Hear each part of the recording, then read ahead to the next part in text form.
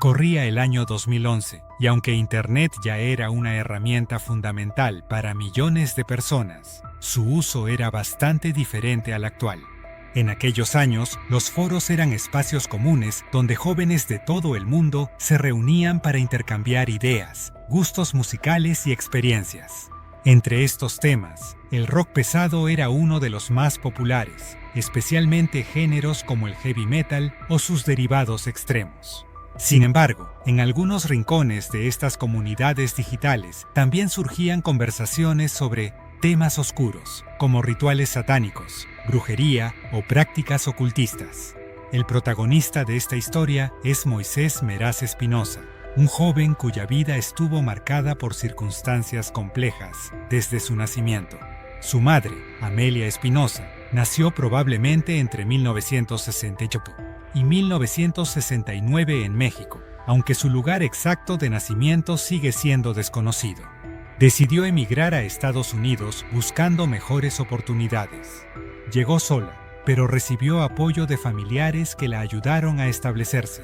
Tras varios empleos informales, logró conseguir trabajo como costurera, oficio en el cual destacaba por su dedicación y habilidad. Cuando apenas tenía 20 años, dio a luz a su único hijo, Moisés. El nombre fue elegido influenciado por sus creencias católicas, en honor al personaje bíblico considerado uno de los profetas más importantes del Antiguo Testamento. Aunque Amelia no imaginaba lo irónico que resultaría este nombre años después, lloró a su hijo con amor y entrega, enfrentándose sola a todas las responsabilidades de la maternidad. Del padre de Moisés se sabe poco. Algunas fuentes indican que nunca tuvo una relación formal con Amelia, mientras que otras señalan que aunque existía comunicación, no cumplió con su rol paterno activo. Amelia se convirtió en una madre dedicada, trabajadora incansable y protectora de su hijo. Moisés creció rodeado de cariño, aunque con el tiempo comenzó a mostrar intereses musicales que llamaban la atención de quienes lo rodeaban. En su adolescencia se mudaron a Maywood, una pequeña ciudad ubicada al suroeste del condado de Los Ángeles, California. Vivían en un complejo de apartamentos mayoritariamente habitado por familias latinas. Según los vecinos, la familia era tranquila y respetuosa, aunque algo en Moisés llamaba la atención: su gusto por cierto tipo de música. Moisés no solo se interesó por el rock pesado, sino que con el tiempo su gusto musical fue evolucionando hacia expresiones más extremas.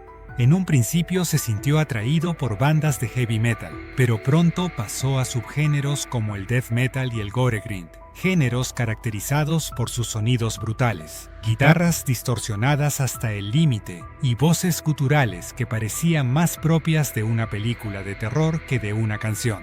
Para quienes escuchaban estas piezas musicales, resultaban impactantes, incluso perturbadoras. A medida que Moisés profundizaba en este tipo de música, también lo hacía en los foros dedicados al género. Fue en uno de estos espacios virtuales donde descubrió que uno de sus artistas favoritos, King Diamond, tenía conexiones con una corriente filosófica conocida como el satanismo labeyano. Aunque su nombre puede generar confusión, esta práctica no rinde culto a ninguna figura demoníaca en sí misma. Fundada en 1966 por Anton LaVey, se basa más en principios ateos y en una visión individualista de la moralidad, promoviendo valores como el egoísmo racional y el respeto al libre albedrío. Sin embargo, no todos los usuarios entenderían o aceptarían esta interpretación. Algunos dentro del foro asociaban el satanismo con prácticas oscuras, rituales prohibidos y adoración a fuerzas malignas.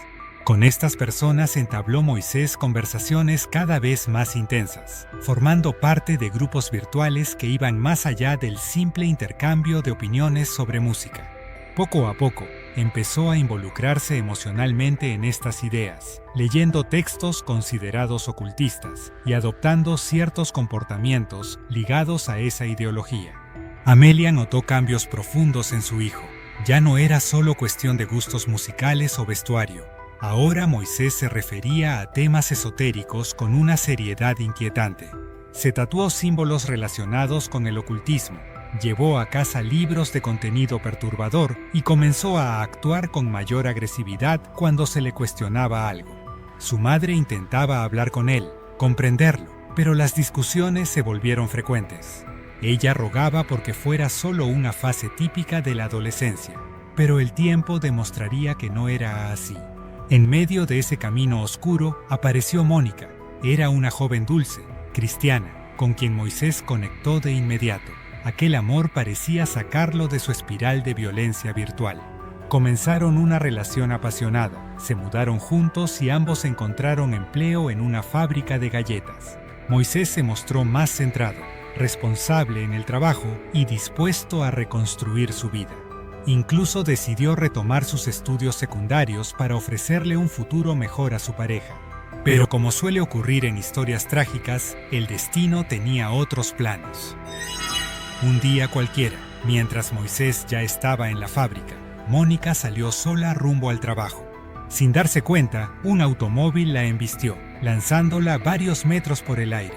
Falleció instantáneamente. Este evento marcó un antes y un después en la vida de Moisés. Sumido en la depresión, dejó de lado todo progreso personal y regresó a casa de su madre, hundiéndose aún más en las drogas y en el mundo oscuro que había abandonado temporalmente. El dolor por la muerte de Mónica fue demasiado para Moisés. Lo sumió en una profunda depresión que lo alejó del mundo real. Regresó a casa de su madre, pero ya no era el mismo. Se volvió más distante, irritable y violento. Su adicción a las drogas empeoró y sus hábitos oscuros volvieron con más fuerza. Ahora escuchaba música extrema a volúmenes ensordecedores. Se aislaba durante horas y mantenía conversaciones cada vez más inquietantes con los miembros de su grupo satánico virtual. Amelia, desesperada por ayudar, intentaba mantener la paz. Pero cada interacción terminaba en discusión.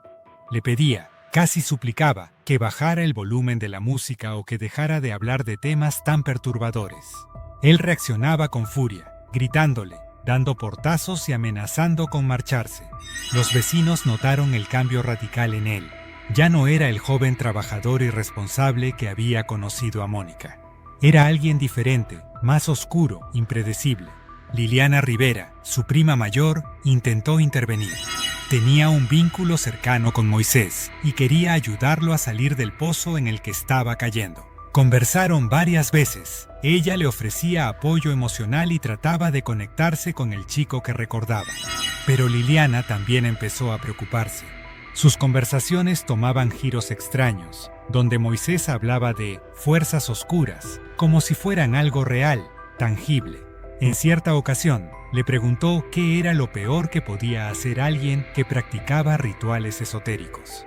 Ella no imaginaba que esa pregunta iba mucho más allá de una simple curiosidad. La tensión en casa llegó a niveles insostenibles.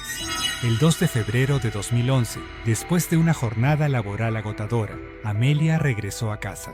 Al entrar, escuchó la música estruendosa proveniente de la habitación de su hijo. Con cansancio, pero con la paciencia de siempre, tocó la puerta y le pidió que bajara el volumen. Fue entonces cuando todo cambió. Moisés salió enfurecido, enfrentándose a su madre con una violencia inesperada. La discusión escaló rápidamente. Gritaba, insultaba, actuaba como si estuviera poseído por algo más grande que él. Sin mediar palabra, corrió las cortinas de la casa, tomó una cuerda y atacó a su madre. Con una fuerza descomunal, la inmovilizó y la estranguló hasta que dejó de respirar. Según confesaría después, se sintió como un ángel al acabar con la vida de quien lo había criado con amor y sacrificio. Luego de cometer el acto, simplemente se fue a dormir, como si nada hubiera pasado. Al día siguiente se levantó normalmente y fue a trabajar. Sus compañeros notaron que su mirada estaba perdida, que sonreía solo, pero pensaron que era producto de su estado emocional tras la muerte de Mónica. Esa misma noche, ideó cómo deshacerse del cuerpo. Usó una sierra eléctrica, troceó el cadáver dentro de la ducha y guardó algunas partes en el refrigerador. Otras piezas fueron manipuladas siguiendo lo que parecía un ritual satánico. Trató de borrar evidencias, limpió con productos químicos, colocó plástico en las paredes para evitar manchas de sangre. Pero pronto surgieron sospechas. El 2 de febrero de 2011 marcó el final de una vida y el comienzo del infierno para Moisés Meraz Espinosa. Su madre, Amelia Espinosa, fue estrangulada por su propio hijo en un acto de violencia incomprensible. Lo que siguió después fue aún más perturbador. Moisés troceó el cuerpo de su madre en la ducha. Guardó algunas partes en el refrigerador y otras fueron manipuladas como parte de lo que parecía ser un ritual satánico.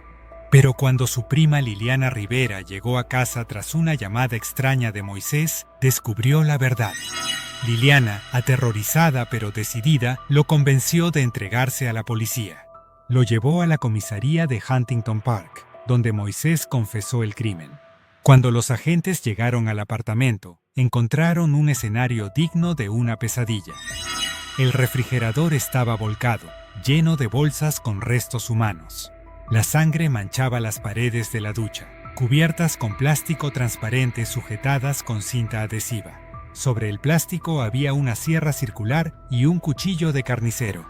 En la habitación de Moisés, una mochila que contenga huesos humanos y un limpiador en aerosol, posiblemente usado para borrar rastros de sangre. Además, en su computadora se encontró una copia de El juego del miedo y una Biblia satánica abierta en una página sobre sacrificios humanos. Dibujos de simbología satánica estaban esparcidos por toda la casa. Los vecinos confirmaron que Amelia vivía aterrorizada por la conducta violenta de su hijo. Salía de noche a consumir drogas y se relacionaba con personas desconocidas que ella desaprobaba. Moisés fue formalmente acusado de asesinato el 8 de febrero de 2011. Finalmente, en 2013, comenzó el juicio. El fiscal argumentó que el ataque no fue impulsivo, sino premeditado, realizado como un acto de devoción a fuerzas oscuras. Un experto en simbología pagana testificó que estos actos seguían rituales satánicos específicos. Las imágenes encontradas en la computadora de Moisés, junto con los símbolos tallados en su casa y en su celda, coincidían con prácticas satánicas extremas. La defensa argumentó que Moisés solo jugaba con ideas oscuras como parte de una fase adolescente y que no tenía conexión real con ningún culto satánico. Señalaron que el satanismo moderno, especialmente el satanismo labellano, no promueve el asesinato ni los sacrificios humanos. Sin embargo, el jurado determinó que la evidencia era abrumadora. En menos de un día, declararon culpable a Moisés de asesinato en primer grado. Aunque la justicia se cumplió, el caso de Moisés Meraz Espinosa sigue siendo un recordatorio de cómo la combinación de factores como el aislamiento, el duelo mal procesado, la exposición a ideologías extremas y el consumo de sustancias psicoactivas puede llevar a tragedias irreparables.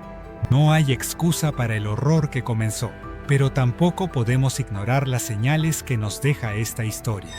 Si te gustó el video, dale like, comparte y activa la campanita para que no te pierdas próximos videos.